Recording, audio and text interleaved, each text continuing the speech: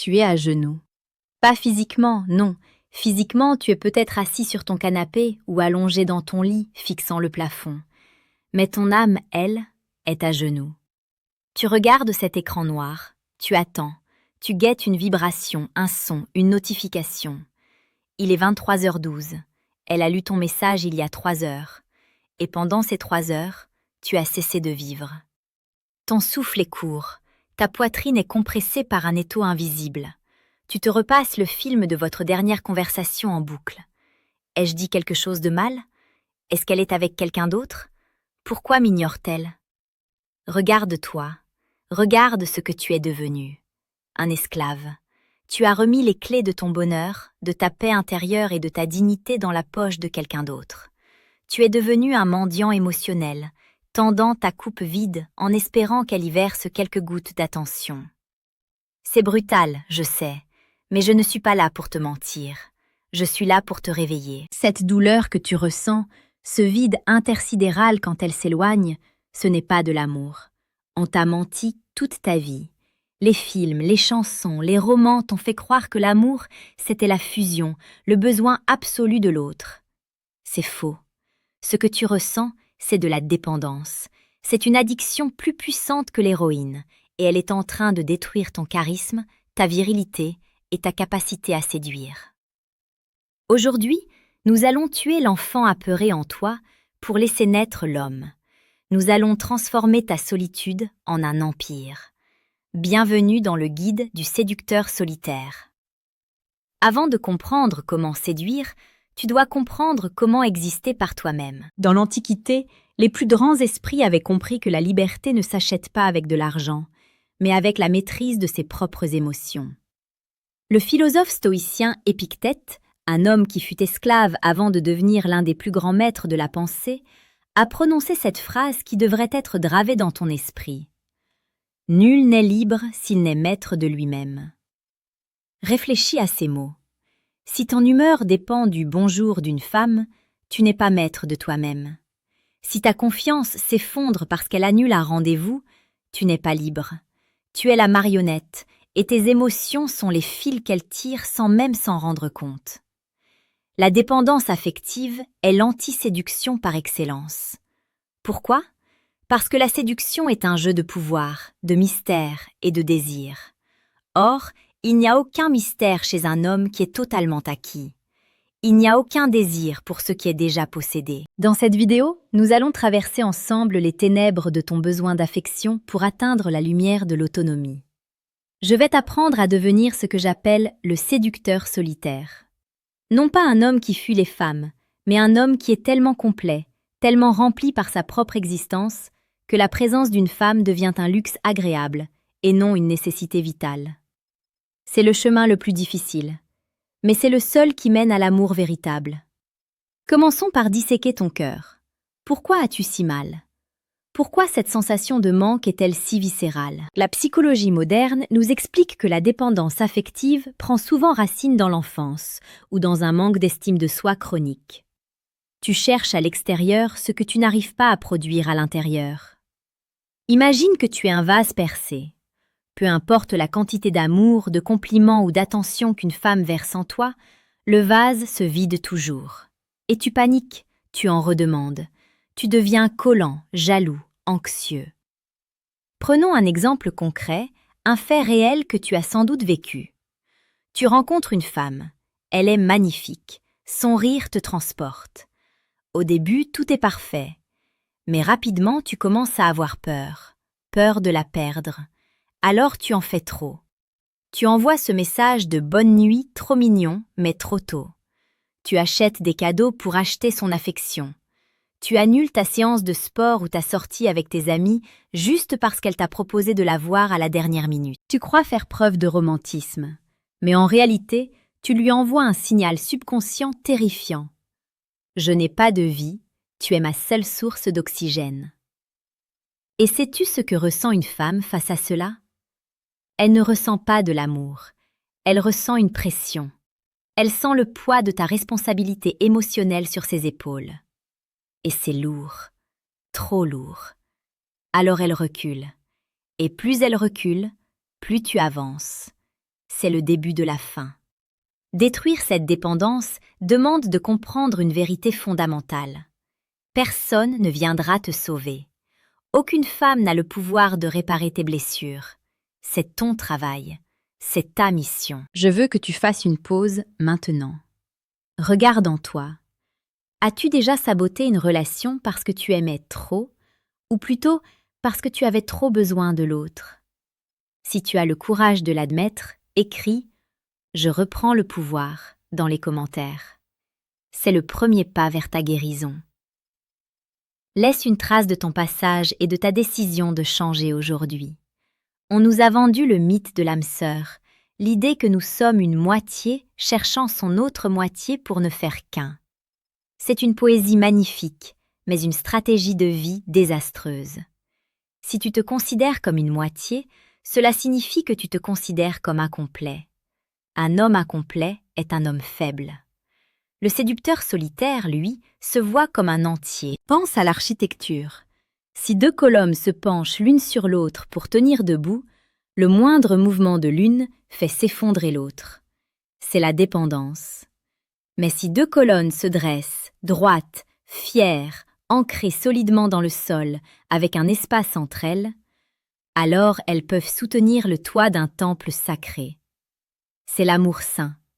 Le stoïcisme nous enseigne l'autarcie mentale. Ce n'est pas de l'indifférence, c'est de la souveraineté.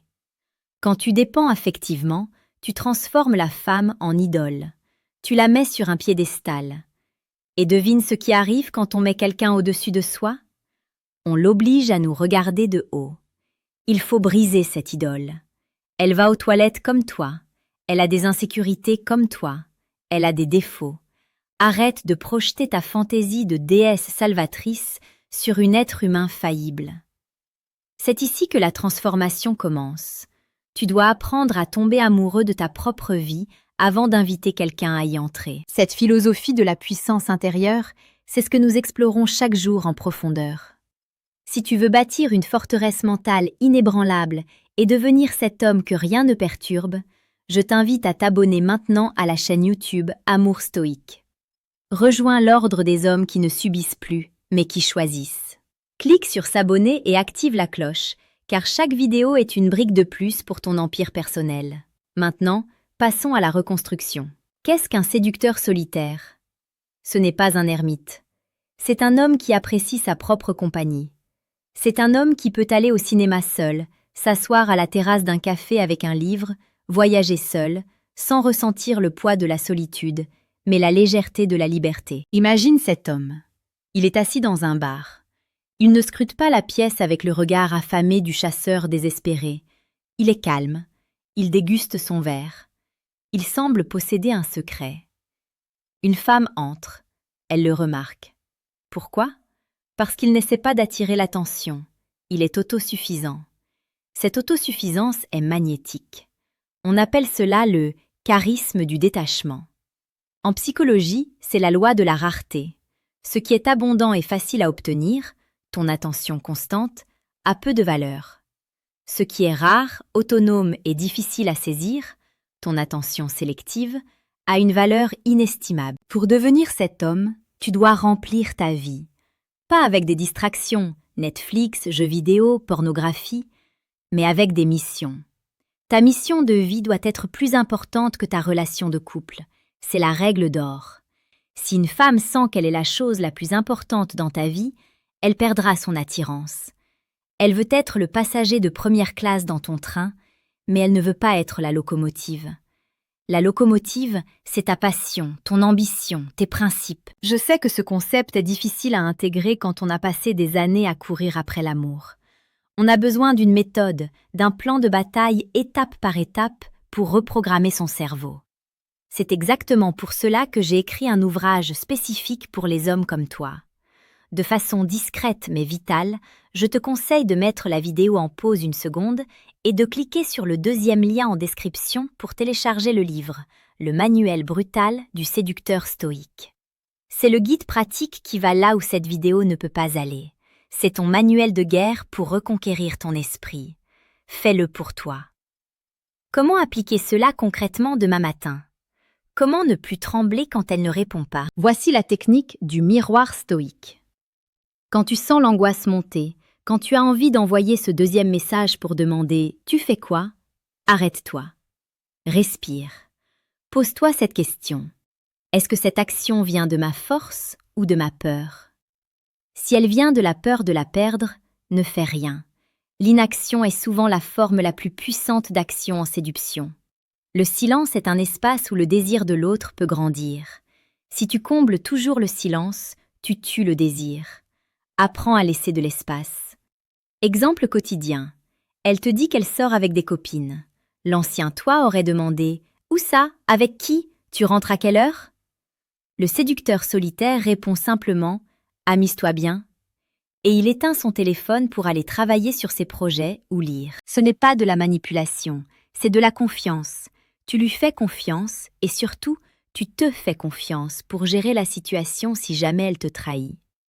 Sénèque disait « Il faut alterner la solitude et la fréquentation du monde. L'une nous donnera le goût des hommes, l'autre celui de nous-mêmes. » Quand tu retrouves cette femme après avoir passé du temps de qualité seule, tu as des choses à raconter. Tu as une énergie nouvelle. Tu es une flamme vive, pas une braise mourante qui cherche du bois. Tu dois aussi diversifier tes sources de bonheur. Si ta copine représente 90% de ton bonheur, tu es en danger de mort émotionnelle. Elle doit représenter la cerise sur le gâteau. Le gâteau, c'est ta santé, tes finances, tes amis, ta famille, tes passions, ta spiritualité. Si la cerise tombe, le gâteau reste délicieux. Quand tu auras tué cette dépendance, quelque chose de magique va se produire. Les femmes vont le sentir. C'est une phéromone psychologique. Elles sentiront que tu es un roc dans la tempête. Une femme cherche, biologiquement et émotionnellement, un homme capable de contenir ses émotions, pas un homme qui est submergé par les siennes. En devenant indépendant affectivement, tu deviens le port d'attache. Tu deviens romantique d'une nouvelle façon. Non plus le romantisme larmoyant du poète maudit, mais le romantisme puissant du roi qui invite une reine dans son royaume. Tu offres ton amour par choix, pas par nécessité. Je t'aime non pas parce que je ne peux pas vivre sans toi, mais parce que je choisis de vivre avec toi alors que je pourrais très bien vivre seule. C'est la plus belle déclaration d'amour qui soit. Elle est pure, elle est libre de toute dette. C'est ça, la voie de l'amour stoïque. Si ces mots résonnent en toi, si tu sens que c'est la vérité que tu attendais, ne laisse pas cette flamme s'éteindre. Rejoins notre communauté. Abonne-toi à la chaîne YouTube Amour Stoïque pour ne jamais manquer ta dose quotidienne de sagesse et de stratégie relationnelle. C'est ici que les garçons deviennent des hommes. Frère, la route sera longue. Il y aura des soirs où la solitude te pèsera. Il y aura des moments où tu voudras replonger dans tes vieux schémas, ramper vers celle qui te néglige. Mais souviens-toi de qui tu es. Tu es né seul, tu mourras seul. Entre ces deux moments, tu as le devoir de créer une œuvre d'art avec ta vie. Ne laisse personne tenir le pinceau à ta place. La dépendance affective est qu'une prison dont la porte est ouverte. Il te suffit de te lever et de sortir. Dehors, l'air est frais. Dehors, le monde est vaste. Dehors, tu es un séducteur solitaire, libre, puissant et irrésistible. N'aie pas peur de perdre quelqu'un. Aie peur de te perdre toi-même en essayant de plaire à tout le monde. Nous devons parler de ton pire cauchemar, le silence. Rien ne détruit plus un homme dépendant que l'absence de réponse. C'est dans le silence que tes démons se réveillent. C'est là que tu imagines le pire. C'est là que tu perds ta dignité. Pourquoi le silence te fait-il si mal? Parce que pour toi, le silence est un rejet. Mais pour le séducteur solitaire, le silence est une arme. Écoute bien cette nuance. La dépendance te pousse à combler les vides. La puissance consiste à habiter les vides. Quand elle ne répond pas, ton cerveau reptilien crie « Alerte! Abandon imminent !» Tu as envie d'envoyer un point d'interrogation, un smiley, ou pire, une justification. Si tu fais cela, tu confirmes que tu es acquis. Tu confirmes que ton temps ne vaut rien, puisque tu passes ta journée à attendre un signe d'elle. Voici la règle d'or du silence stoïque. N'investis jamais plus que ce que l'on investit en toi. Si elle met 4 heures à répondre et que tu réponds en 4 secondes, il y a un déséquilibre de pouvoir. Ce n'est pas un jeu de gamin, c'est de la communication non verbale. Tu lui dis « Ma vie est vide, la tienne est pleine ». La prochaine fois qu'elle te laisse en vue ou qu'elle met une éternité à répondre, pose ton téléphone, va faire du sport, va lire, va travailler. L'empereur philosophe Marc Aurèle écrivait dans ses pensées « Sois comme le promontoire contre lequel les flots se brisent sans relâche. Il tient bon, et autour de lui s'apaise le bouillonnement de l'écume. Sois ce promontoire. Laisse ses émotions, ses retards, ses tests se briser contre ta stabilité. Si tu ne bouges pas, si tu ne t'effondres pas, elle reviendra vers toi. Pourquoi ? Parce que la stabilité est la chose la plus rassurante et la plus attirante pour une femme dans ce monde chaotique. Elle testera ta structure pour voir si elle peut s'appuyer dessus. Si tu craques au premier silence, tu n'es pas un abri, tu es une feuille morte au vent. Allons plus profond dans la matrice. Le problème, ce n'est pas elle, c'est l'histoire que tu te racontes à propos d'elle. Tu as écrit un scénario dans ta tête où elle est la princesse unique, et toi le chevalier chanceux. Tu te dis, si je la perds, je ne retrouverai jamais quelqu'un comme elle. C'est un mensonge statistique et biologique. C'est la mentalité de disette. Cette peur de la perte te rend maladroit, nerveux, pas naturel. Tu marches sur des œufs. Et rien n'est moins séduisant qu'un homme qui a peur de faire une erreur. Tu dois inverser le script. Au lieu de te demander « est-ce que je lui plais ?», commence à te demander « est-ce qu'elle me plaît vraiment ?» Pas physiquement, je sais qu'elle te plaît physiquement. Mais est-ce qu'elle est loyale? Est-ce qu'elle est gentille? Est-ce qu'elle t'apporte de la paix ou du drame? Est-ce qu'elle mérite l'empire que tu es en train de construire? Le séducteur solitaire n'est pas un mendiant qui demande de l'attention, c'est un recruteur. Tu recrutes une partenaire pour ta vie extraordinaire. Si elle ne remplit pas les critères, si elle joue avec tes nerfs, tu ne pleures pas, tu la licencies. Ce changement de cadre mental, le framing, change tout. Ton langage corporel va changer, ton regard va changer. Tu vas arrêter d'essayer de l'impressionner pour commencer à l'évaluer. Et paradoxalement, c'est au moment où tu arrêtes d'essayer de l'impressionner qu'elle va devenir obsédée par toi. C'est exactement ce processus de renversement psychologique que je détaille dans le chapitre 4 de mon ouvrage. Si tu sens que tu as besoin de méthodes concrètes pour opérer ce changement d'état d'esprit, n'oublie pas que le deuxième lien en description te permet d'accéder au manuel brutal du séducteur stoïque. C'est l'outil pour ceux qui veulent passer de la théorie à la maîtrise. Les stoïciens avec une pratique sombre mais incroyablement libératrice. La préméditatio malorum, la préméditation des mots. La plupart des coachs en séduction te disent de penser positif. Moi, je vais te dire l'inverse. Je veux que tu regardes le pire en face. Ferme les yeux un instant. Imagine qu'elle te quitte. Imagine-la partir avec un autre. Imagine que tu te retrouves totalement seul ce soir. Ressens cette douleur. Accepte-la. Regarde-la. Maintenant, réalise une chose. Tu es toujours vivant. Ton cœur bat encore. Tes poumons respirent encore. Le soleil se lèvera demain. Tes ambitions sont toujours là. En visualisant le pire scénario, tu lui enlèves son pouvoir de terreur. Tu réalises que tu peux survivre à la perte. Et un homme qui n'a pas peur de perdre est un homme dangereux. Il est libre. Il ose dire ce qu'il pense. Il ose poser ses limites. Il ose être lui-même, brutalement et authentiquement. C'est ce courage qui touche le cœur des femmes. Elles ne veulent pas d'un petit garçon qui s'accroche à leur jupe de peur d'être abandonné. Elles veulent un homme qui choisit de rester, mais qui est capable de partir si on lui manque de respect. La capacité à marcher loin de la table de négociation est ton plus grand pouvoir de négociation. Si tu n'es pas prêt à la perdre, tu l'as déjà perdue. Je ne te dis pas de devenir un robot sans cœur. Je ne te dis pas de ne plus aimer. Au contraire, je veux que tu aimes mieux. La dépendance, c'est de l'amour infantile. J'ai besoin de toi pour survivre.